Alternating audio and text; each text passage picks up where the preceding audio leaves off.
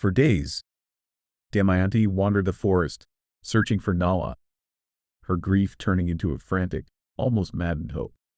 Eventually, she stumbled upon a hermitage where wise saints lived, following the ancient traditions of sages like Vasistha, Valakilius, Vamadeva, Brigu, and Narada. She asked them about Nala. The saints welcomed her with kindness, deeply moved by her story of a noble king and his devoted queen, both plagued by such misfortune. The wise saints in the hermitage listened to Damayanti's story and knew that destiny could change anyone's life. A king could be reduced to a beggar, and a beggar could rise to become an emperor. They comforted her, saying, "We have seen with our inner vision, strengthened by our penance, that you will be reunited with your husband in time. He will regain his kingdom, glory, and honor." Later, Damayanti came across a caravan traveling through the forest. The leader, a merchant named Suchi, asked, "Who are you, noble lady?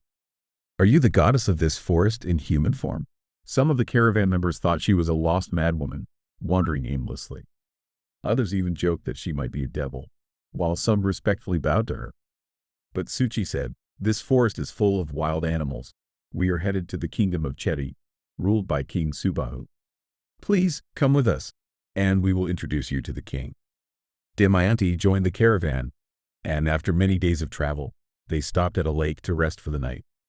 In the middle of the night, a herd of elephants came to the lake and, startled by the sight of the white tents, attacked the camp. The elephants trampled through the tents, killing many of the caravan members. Damayanti was one of the few who survived. Shocked by this new tragedy, she wondered if the gods were punishing her for rejecting them at her Svayamvara.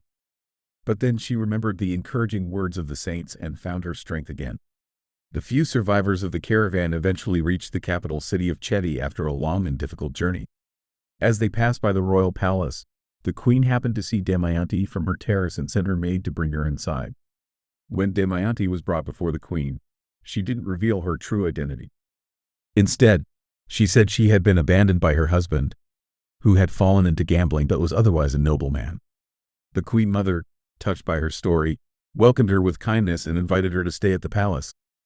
Damayanti agreed but made her conditions clear, saying, "I would like to serve you as a sairandri, a maidservant, but I won't do any menial work. I won't touch anyone's feet, eat leftovers, or speak with the men of the household." The queen agreed to these terms, and Damayanti was treated with respect while serving in the palace. A sairandri was a maidservant with dignity, and Damayanti maintained her honor even in her difficult situation. She had to take up service in the royal household, but she wasn't part of the royal harem nor a lowly servant.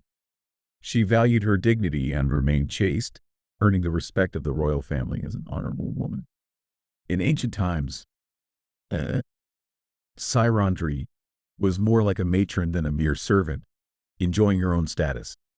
The queen entrusted the care of Princess Sunanda to her and promised to help reunite her with her husband soon.